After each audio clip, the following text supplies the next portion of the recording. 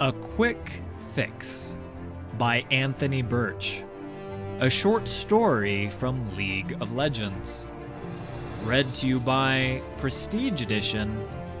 Featuring the voice of the Sweet Sniper. Any fool could have predicted that Victor would strike back at some point. If one weren't a fool, one might predict the exact date and time of an attempted counterattack. Jayce was not a fool.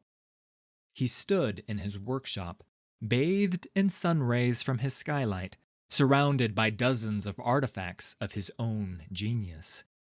Gearwork boots that could cling to any surface, a knapsack with articulated limbs that always kept the user's tools within easy reach. Greater than all these inventions, however, was the weapon that Jayce now held in his hands. Powered by a Shuriman shard, Jayce's transforming Hextech Great Hammer was renowned throughout Piltover, but he tossed it from hand to hand as if it was any other tool from his workshop. 3 sharp taps echoed from Jayce's door. They were here. Jayce had prepared for this. He'd run experiments on Victor's discarded automata. He'd intercepted the mechanical communications. Any second, they'd beat down his front door and try to rip away his Hextech hammer. After that, they'd try to do the same with his skull. Try being the operative word. He flicked a switch on the hammer's handle. With an energetic sizzle, the head of Jayce's masterpiece transformed into a Hextech blaster. He took aim, stood his ground, watched the door open, his finger tightened on the trigger, and he almost blasted a 7-year-old girl's head off. She was tiny and blonde, and would have seemed adorable to anyone who wasn't Jayce. The girl pushed the door open and walked in with shuffling, tentative steps. Her ponytail swished to and fro as she approached Jayce. She kept her head down, ever avoiding his gaze.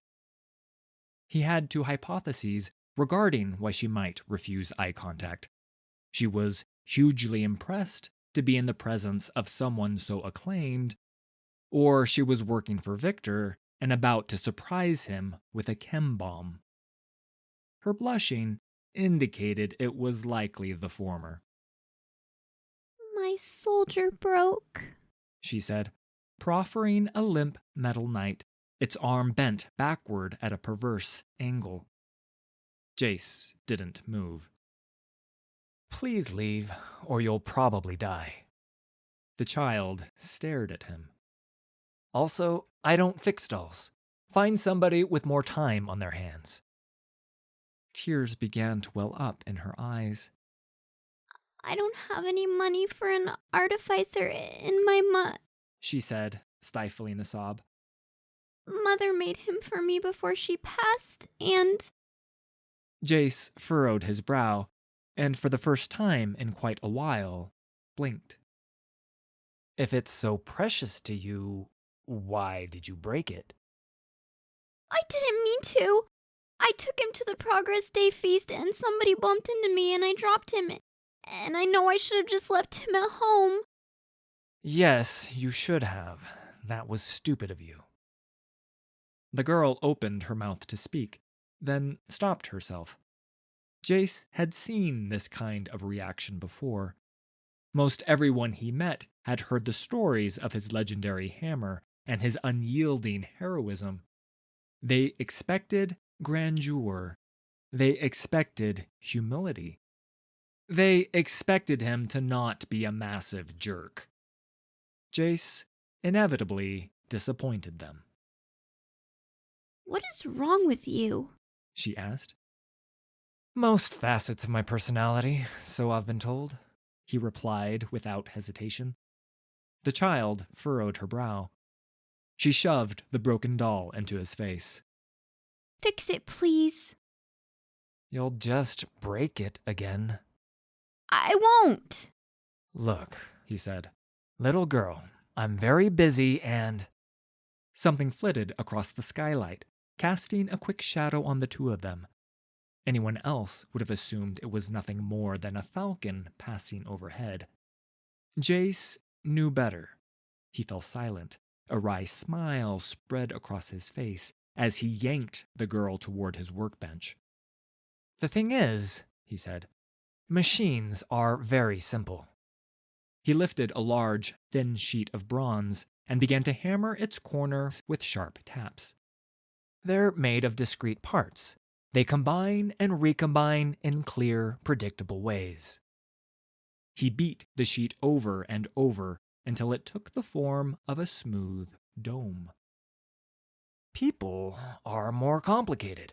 They're emotional, they're unpredictable, and, in nearly every case, they're not as smart as me, he said, drilling a clean hole into the top of the dome. Now, usually that's a problem, but sometimes their stupidity works in my favor. Is this still about my doll, or... Sometimes they're so insecure in their inferiority, so desperate to take their revenge, that they make a foolish mistake. He grabbed a shining copper rod and screwed it into the center of the dome.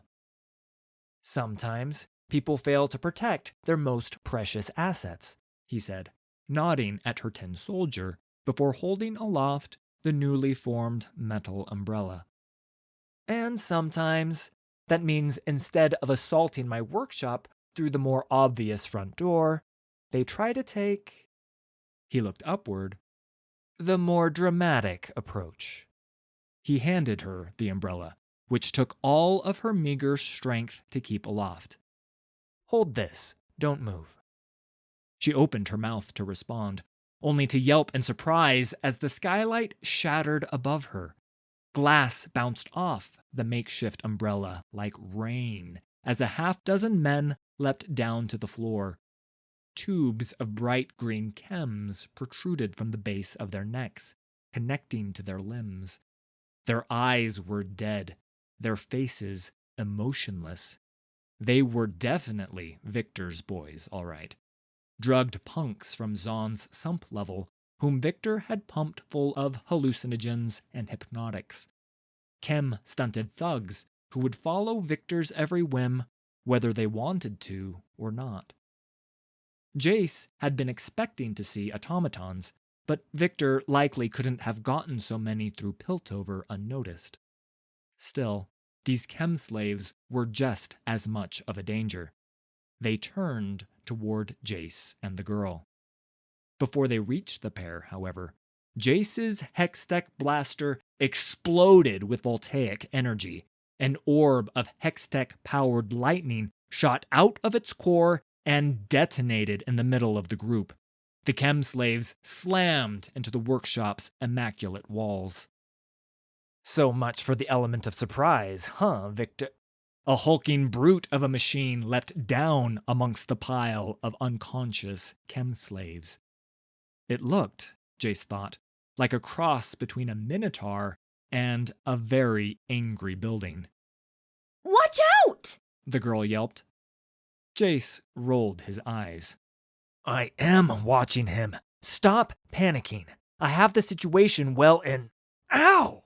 He said, interrupted as the metal beast rammed him in the chest. The beast sent Jayce hurtling backward. He landed on a rolling cart, his back cracking from the impact. Grunting, he pulled himself to his feet as the beast charged again. That's the last time you touch me, he said. Jayce swung his Hextech weapon as hard as he could, transforming it back into a hammer mid-swing. The Minotaur lowered its head to ram Jayce again, foolishly ignoring the weapon's arc. The hammer found its mark with a resounding crunch. The Minotaur, its head caved all the way back into its metal neck, collapsed to the floor. A cloud of escaping steam hissed from its carcass. Jayce pulled back the hammer again, readying for another attack. He watched the skylight. A few minutes passed. Soon enough, he seemed satisfied the assault was over. He tried to step back toward his workbench, only to double over in pain, grasping at his stomach. The girl rushed to his side. Still hurts where he tackled you, huh? Obviously, Then maybe you shouldn't have let him. she said. That was stupid of you. Jayce raised an eyebrow at the kid. Her eyes widened, unsure if she'd crossed a line. A slow smile crept across his face. What was your name? Amaranthine. Jayce sat at his workbench and grabbed a screwdriver. Give me the doll, Amaranthine, he said. A massive grin broke out on her face. So you can fix it? Jayce smirked at her. There's nothing I can't fix.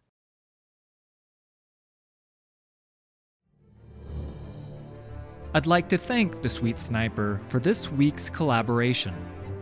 You can find me at twitch.tv/thesweetsniper. All credit for these stories goes to Riot Games and League of Legends. Full details can be found in the video description. If you enjoyed this production, please hit like and subscribe. There's a lot more coming.